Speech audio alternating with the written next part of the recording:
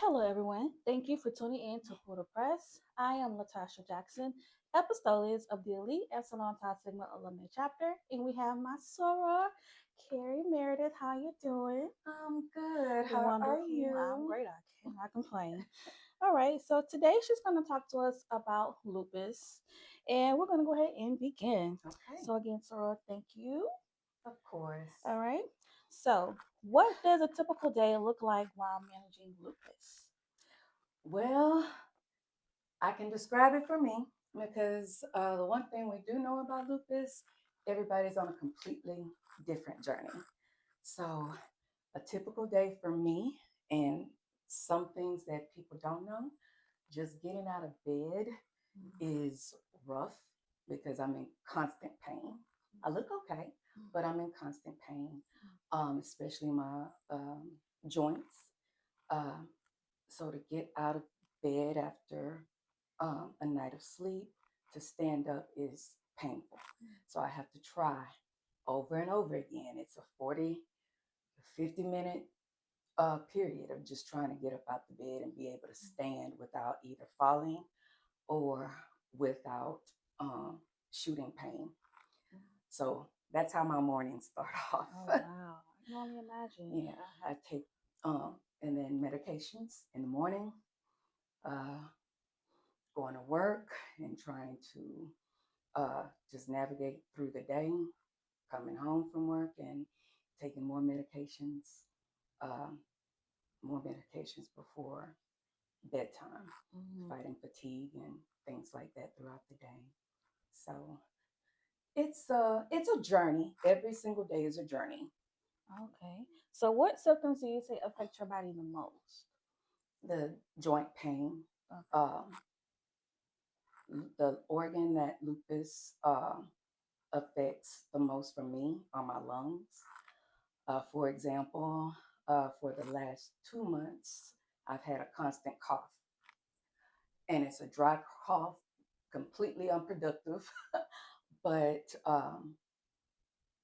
so when I talk, I just kind of slow down. Um, the lupus started, well, how I found out I started lupus, that I had lupus was because of issues I was having in my lungs. I had 24 blood clots, Oh. uh, bilateral pulmonary embolism, Oh in wow. which I was intubated for a while. And doctors were surprised that I made it through. And, but as far as answering your question directly, it's the lungs and the joint pain. Okay. So back to that. How did it affect your family? Because I'm trying to imagine in my head right now, and I'm just like, wow. Yeah, it was uh, stressful. It was devastating. My youngest daughter was a senior in in high school.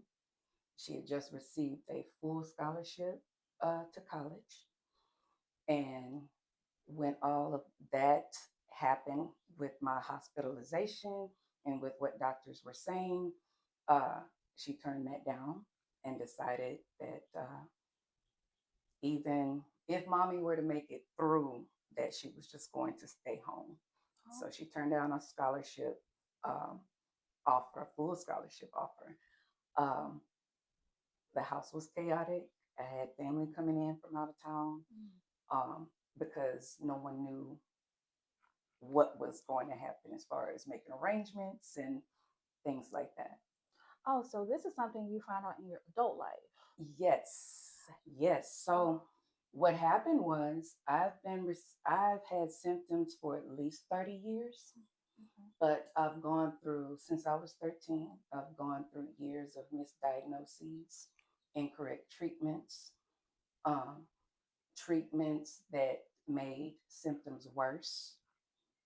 And until I found a doctor who actually sat and spoke with me for almost 3 hours and told me I was having symptoms at work and I left work to go to my doctor. And she said, "You're not going back to work today. We're going to get some blood tests.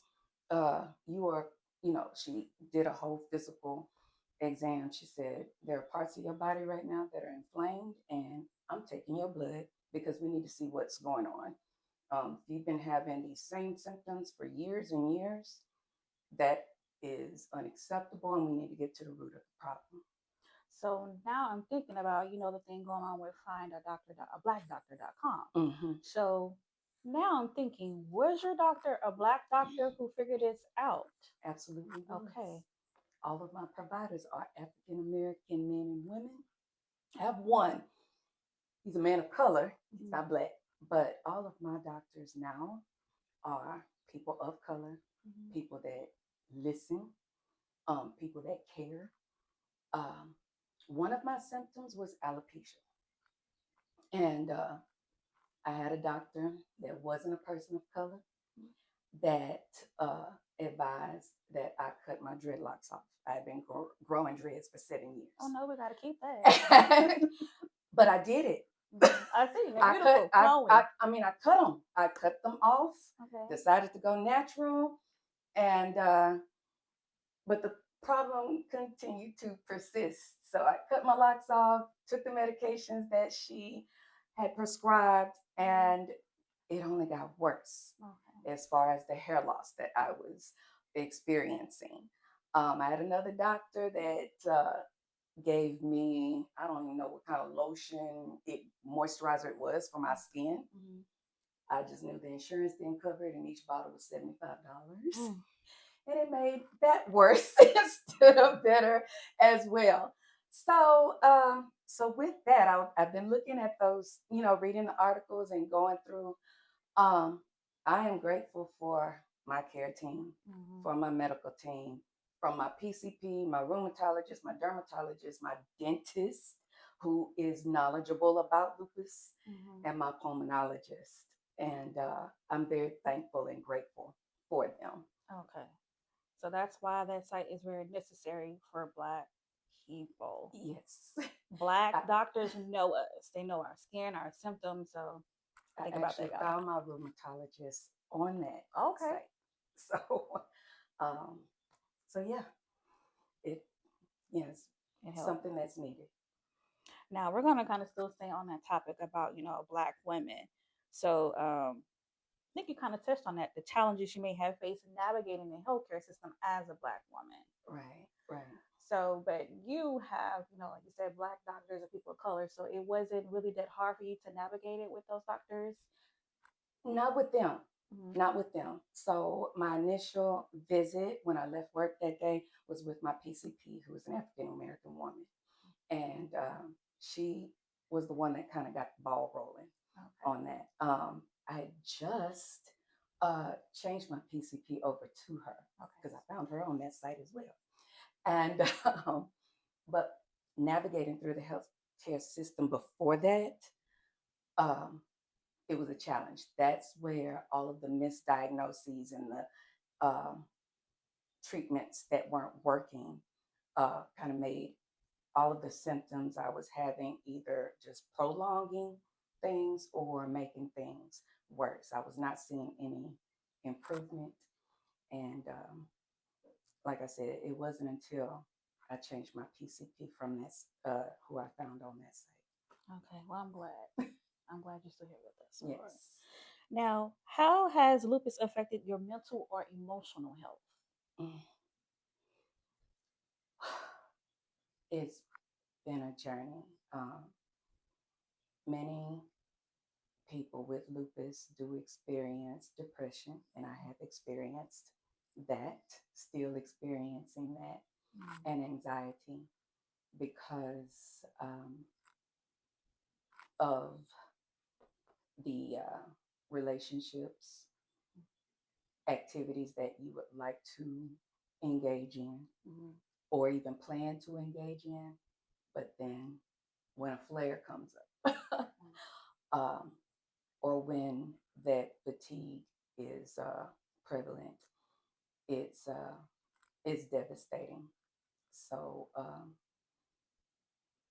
I'm getting stronger, but the anxiety is still there because when I am out and about, I have my emergency kit with me, but at the same time, I may be enjoying an activity. In the back of my head, I'm just wondering, okay, what's going to happen today? is this going to happen? Is that going to happen? Mm-hmm. So it's constant, but I'm navigating through it. And you got your support system. And I do. Yes. That's beautiful. Now, what helps you stay grounded on difficult days? So you do have your family, but is there anything that you do like for self care, like go out for a walk, jogging, swimming, painting? I am light sensitive. Mm-hmm. So going out to walk, I do that on occasion. Mm-hmm. I have to make sure I'm wearing a hat. Um, I'm a writer, so I journal. Okay. Uh, I write things down. I do meditate daily. Um, and I am learning how to take time for quiet, reducing the noise, reducing the distractions. And that's just the journey that I'm on.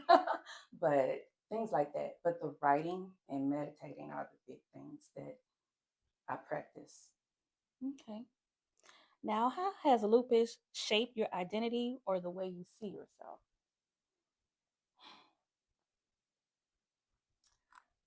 I um, I think that kind of goes back to how lupus has affected me, especially knowing now what it is, how lupus has affected me mentally and emotionally. Um, the negative pieces that we talked about with the depression and the anxiety. But on the flip flop, I've become an advocate. Mm-hmm. I've become a spokesperson. Uh, I'm encouraging others. I see myself as an encourager, someone who could inspire others who are going through either lupus or any other kind of autoimmune or chronic disease. I'm pushing, I'm posting, I am talking to congressional and state representatives. Mm-hmm.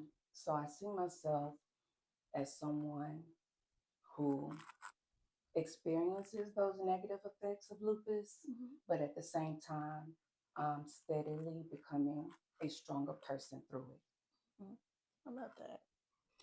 Now, not only are you a member of Sigma Gamma Rho Sorority Incorporated, right here, but you are also a member of Lupus Sorority Incorporated. Yes. So, can you tell us more about this sorority?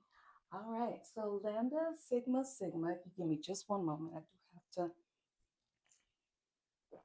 Lambda Sigma Sigma Lupus Sorority Incorporated is a sorority. We are the first sorority for women with lupus. So Okay. every single member is a woman with lupus. Okay.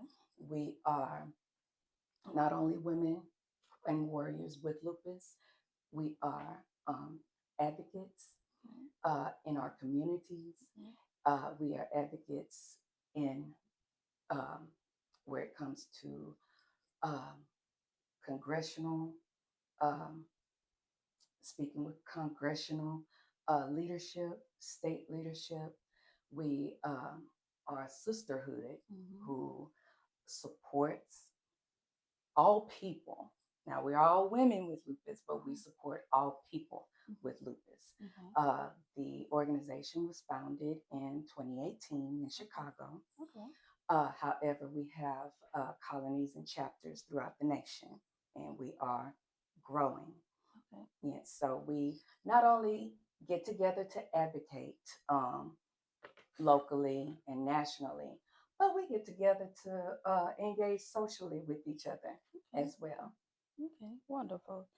Now, as we come to a close, I want to give you space to speak to someone directly who is struggling with lupus. All right. Um, I want to touch on something that we talked about earlier as far as the healthcare system.